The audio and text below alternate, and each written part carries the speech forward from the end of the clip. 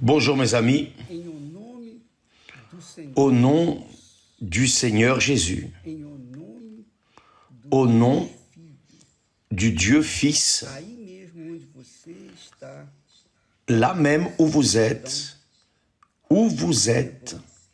recevez la paix, recevez la bénédiction du Père, du Fils et du Saint-Esprit.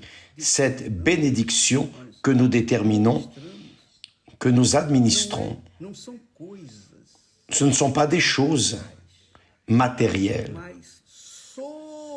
mais surtout une pensée saine, pure, propre, illuminée par le Saint-Esprit. Parce que s'il n'y a pas une compréhension de la parole de Dieu, toutes les bénédictions physiques, matérielles, vont se perdre. Pensez avec moi, mes amis, vous avez un enfant, un fils, une fille, cet enfant a 2 ans, 3 ans. Lui donnez-vous tout ce qu'elle veut? Non. Vous cherchez par-dessus tout à donner ce que vous savez, votre expérience, vos enseignements, ce qui est juste, ce qui est correct. Vous cherchez à enseigner cet enfant pour qu'elle grandisse sans avoir à passer par la souffrance que vous avez passée, n'est-ce pas ainsi? C'est ainsi que le bon père, la bonne mère se comportent face à leurs enfants, donnant à leurs enfants ce qui leur donnera une vie, leur projettera une vie en accord avec leur caractère. Pour ne pas souffrir, n'est-ce pas? Le monde est fait de choix. Si vous choisissez ce qui est bon, vous allez moissonner ce qui est bon, les fruits de ce qui est bon. Si vous choisissez ce qui est mauvais, vous allez moissonner les fruits de ce qui est mauvais. Si vous marchez dans la vérité, vous allez moissonner les fruits de la vérité. Mais si vous marchez dans le mensonge, vous allez moissonner les fruits du mensonge. Tout dépend de vous. C'est-à-dire, ma vie dépend de cette direction. Et seul le Saint-Esprit peut convaincre les personnes de ce qui est correct, pour qu'elles viennent éviter de fuir du mal. Bien. La bénédiction étant donnée, maintenant, nous allons à l'enseignement fondamental pour une relation avec Dieu, pour une communion avec Dieu, une vie avec Dieu. Et une vie avec Dieu, mariée à Dieu, vous n'avez besoin de rien d'autre, n'est-ce pas? Donc, j'aimerais que vous sachiez la chose suivante. Beaucoup de personnes, peut-être vous êtes l'une d'entre elles, beaucoup de personnes qui n'ont pas reçu le Saint-Esprit, n'ont pas été baptisées du Saint-Esprit. Donc vous ne connaissez pas le Seigneur Jésus, parce que c'est comme il est écrit. Qui n'a pas l'Esprit de Christ ne lui appartient pas. Donc vous ne connaissez pas Jésus, mais vous allez à l'église, vous professez votre foi, vous avez déjà été baptisé dans les eaux, peut-être même plusieurs fois, vous êtes fidèle dans les dîmes, dans les offrandes, vous avez même reçu des bénédictions, mais des bénédictions ponctuelles, mais non la bénédiction des bénédictions, parce que la bénédiction des bénédictions, c'est le Saint-Esprit. Il est le parfum de notre Seigneur Jésus en chacun de nous. Donc, voyez bien pourquoi est-ce que peut-être vous êtes l'une de ces personnes qui est à l'église depuis longtemps, mais vous êtes comme une drachme perdue. Vous êtes dans la maison, mais perdu. Perdu. Donc, j'aimerais vous parler que à cause d'un fait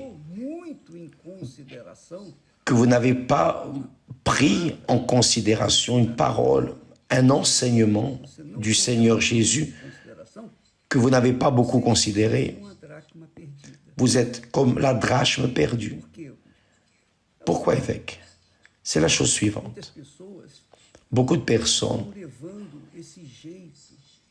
mènent cette manière d'être, cette religiosité, fidélité à l'Église, la fidélité au pasteur, à l'évêque, mais non une fidélité au véritable Seigneur. Et c'est pour cela qu'elles souffrent, elles gémissent. Tantôt elle est bien, tantôt elle va mal.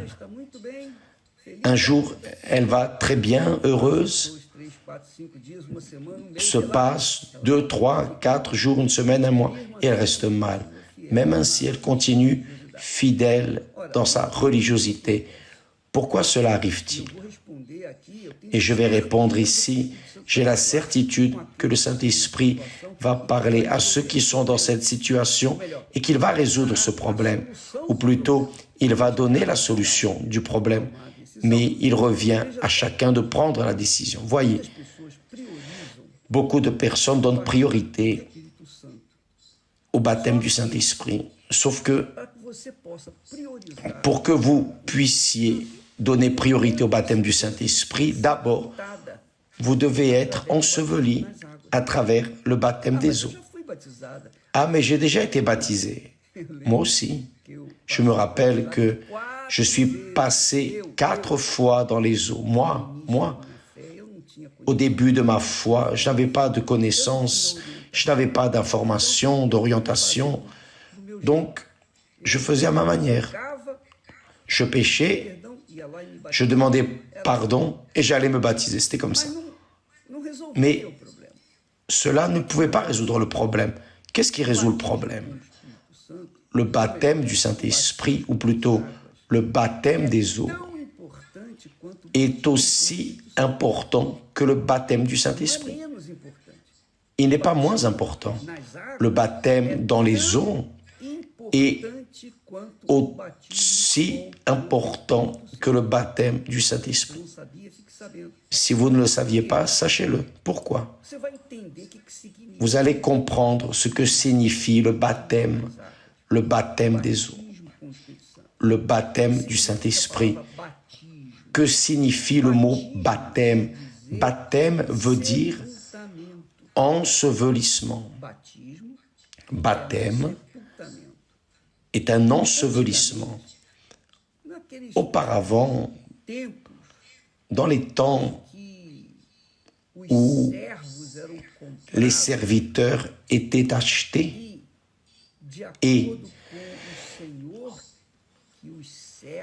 selon le maître que le serviteur servait, alors certains serviteurs restaient tellement liés à leur maître que lorsque le maître mourait, le serviteur voulait être enseveli vivant avec son maître qui venait de mourir. Vous croyez en ça? Bien, cela se passait dans le passé, cela arrivait. C'était l'unité et la communion. Le serviteur était tellement lié à son maître. Le maître était tellement bon envers son serviteur que le serviteur ne voulait rien. Le plaisir du serviteur était de servir son maître. Si cet esprit était dans les églises, ce monde serait une mer de roses. Voyez, le baptême des eaux suit ce modèle. Vous vérifiez que quand le peuple d'Israël est sorti de l'esclavage, Il est passé par où? Par le milieu de la mer Rouge. C'était un type de baptême, c'était un baptême. Sauf que ce baptême, ce peuple tout entier qui est passé là, par la mer Rouge, est mort dans le désert parce qu'il s'est révolté contre Dieu. Parce qu'ils n'ont pas été réellement, ils ne considéraient pas la parole de Dieu. Donc, une nouvelle génération, leurs enfants, sont nés dans le désert, ont grandi dans le désert, et donc sont entrés ou ont pris possession de la terre promise. Mais d'abord, ils ont dû passer par le fleuve Jourdain, un autre baptême. Vous voyez? Jean-Baptiste est celui qui est venu annoncer Jésus, préparer le chemin du Seigneur Jésus. Que faisait Jean-Baptiste là dans le désert? Il baptisait les personnes repenties. Jésus a dit, avant de monter aux cieux, il a dit à ses disciples, allez par tout le monde et prêchez la bonne nouvelle, c'est-à-dire enseigner l'évangile, parler de l'évangile, les bonnes nouvelles. Prêcher la bonne nouvelle à toute la création, ce que l'Église universelle a proposé, essaye de prêcher à toute la création. Allez par tout le monde et prêcher la bonne nouvelle à toute la création. Celui qui croira et qui sera baptisé sera sauvé. Voyez, Jésus n'a pas dit qui croit sera sauvé, non. Celui qui croira et qui sera baptisé sera sauvé. Il a conclu, mais celui qui ne croira pas dans la parole de Dieu sera condamné. Chaque jour, nous sommes là, prêchant la parole de Dieu, cherchant à enseigner ce que Dieu nous a donné, cherchant à donner ce que Dieu nous a donné. Nous sommes en train de semer, nous prêchons, nous enseignons. Bien sûr que beaucoup de ceux qui nous écoutent, nous suivent, d'ailleurs, n'ont même pas eu une rencontre avec le Seigneur Jésus, peut-être baptisés dans les eaux, mais n'ont pas reçu le Saint-Esprit, le baptême du Saint-Esprit. Pourquoi n'ont-ils pas reçu le baptême du Saint-Esprit? Parce qu'ils ne sont pas morts, n'ont pas été ensevelis avec le Seigneur Jésus, n'ont pas été ensevelis, ils sont vivants. Ils ne veulent pas mourir, ou plutôt, ils ne veulent pas faire mourir leur vieille nature, la nature charnelle. Ils ne veulent pas ensevelir leur volonté, leurs caprices, leur vanité, leurs désirs, leur volonté. Ils ne veulent pas abandonner leurs projets personnels. Comment une personne qui veut continuer à vivre dans la chair, être baptisée du Saint-Esprit? C'est pas possible, c'est pas possible. C'est impossible. Ça ne sert à rien. Vous pouvez faire des jeûnes de Daniel, vous pouvez sacrifier, vous pouvez donner votre offrande, vous pouvez donner tous vos biens, vos maisons, vos propriétés, tout ce que vous avez sur l'autel. Mais si vous ne mettez pas votre cœur sur l'autel, ce que Dieu veut, il veut votre cœur, mes amis, qui est votre âme, qui est votre désir, votre volonté, votre chair. L'âme symbolise aussi le cœur symbolise la chair, l'âme symbolise la chair. Donc, quand la personne se baptise dans les eaux, son cœur est enseveli avec son maître, spirituellement, bien sûr. Spirituellement, par la foi, par la croyance, que seul le Saint-Esprit peut faire la personne comprendre. Qui n'a pas d'intérêt ne va pas comprendre. Qui n'a pas soif ne va pas boire.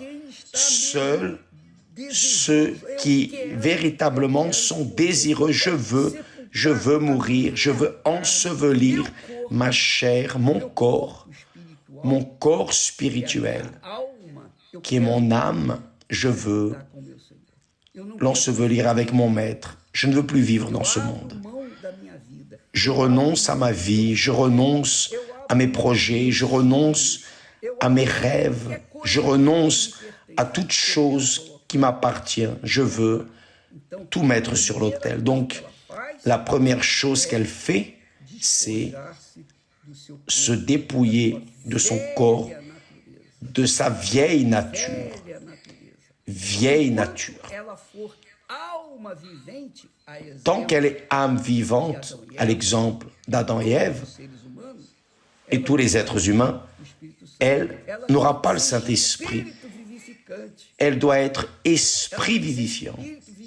Elle doit être esprit vivifiant. Et pour être esprit vivifiant, l'âme vivante doit mourir. C'est la chair. Et cela n'arrive que dans le baptême des eaux. Ce n'est pas une force de volonté que la personne dit ah, « je vais cesser de faire ceci, je vais cesser de faire cela ». Non. C'est mourir. Quand la personne est enterrée, c'est fini, c'est fini. Elle ne vit plus pour elle. Elle vit en fonction de la volonté de son maître. C'est pour cela que dans les temps anciens, le serviteur était tellement loyal, fidèle envers son maître, qu'il voulait librement, il n'était pas obligé, non, librement, de sa propre volonté, il voulait être enterré avec son maître. D'ailleurs, l'un des chapitres que nous passons de Riche et Lazare, dans le feuilleton de Riche et Lazare, l'un des serviteurs, lorsque son maître, Nebuchadnezzar, est mort, il a été enseveli avec lui. Là, dans le feuilleton enseigne beaucoup de choses que vous avez besoin de savoir. Il s'est disposé à être enterré, enseveli avec l'empereur, avec son maître, parce qu'il l'aimait beaucoup. Donc, cela doit aussi arriver spirituellement en relation au Seigneur Jésus.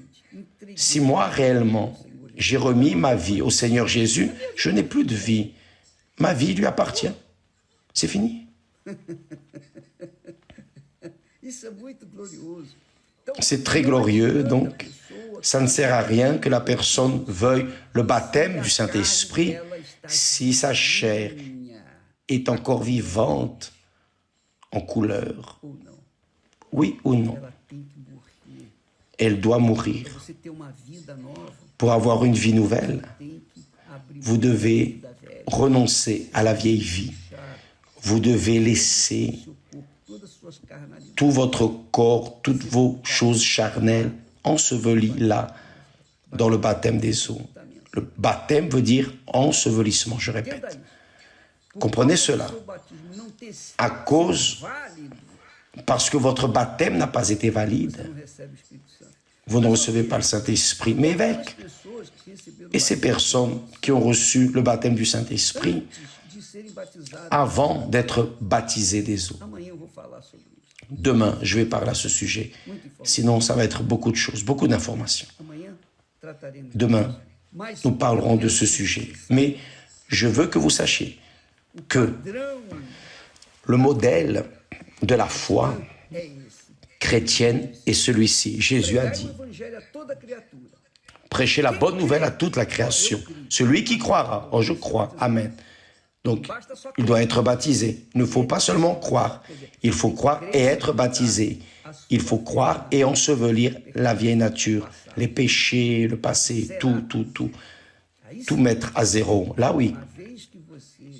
Une fois que vous avez mis tout votre être sur l'autel de Dieu, tout votre cœur, là, oui, le Saint-Esprit vient sur vous.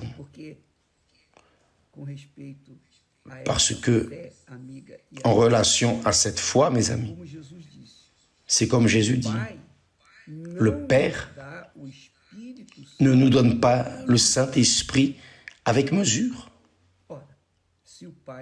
Bien, si le Père ne nous donne pas le Saint-Esprit avec mesure, en d'autres mots, il ne donne pas 99% du Saint-Esprit, non, c'est 100%. Donc, que pensez-vous qu'il veut de chacun d'entre nous? 99%? Non. Ça doit être 100%. C'est tout de nous pour tout de Dieu. Qui croit est enseveli, sera sauvé. Qui ne croit pas, a dit Jésus, en concluant, celui qui ne croira pas sera condamné. Que Dieu vous bénisse tous. Et n'oubliez pas, si vous êtes une drachme perdue, ce dimanche, nous prierons dans toutes les églises universelles. Nous ferons une grande chaîne en faveur de prières en faveur des drachmes perdus pour que nous venions les trouver ce dimanche dans toutes les églises universelles. Mais n'oubliez pas, faites attention. Cette attitude du baptême doit être personnelle. Ce n'est pas parce que je parle ici du baptême des eaux que vous dites « Ah, c'est une bonne idée, je vais me baptiser ». Non, vous devez vouloir. Parce que dans ce cas, le baptême dans les eaux n'est pas une chose « Ah, je suis mort, la personne m'enterre comme elle veut, le peuple m'enterre comme il veut ». Non. Vous devez demeurer vivant et conscient. Parce que c'est un baptême personnel. C'est quelque chose que vous voulez, désirez. Je veux être enseveli avec mon Seigneur. Je veux. Ce n'est pas baptiser simplement pour accomplir une obligation religieuse ou accomplir une doctrine chrétienne. Non. Vous voulez vous baptiser parce que vous voulez réellement être enseveli avec le Seigneur Jésus pour ne plus continuer à vivre dans cette chair maudite qui vous a fait souffrir chaque fois plus. Oui ou non? Que Dieu vous bénisse. Alors à demain, nous traiterons de ce sujet. D'accord? Que Dieu vous bénisse au nom de Jésus. Amen.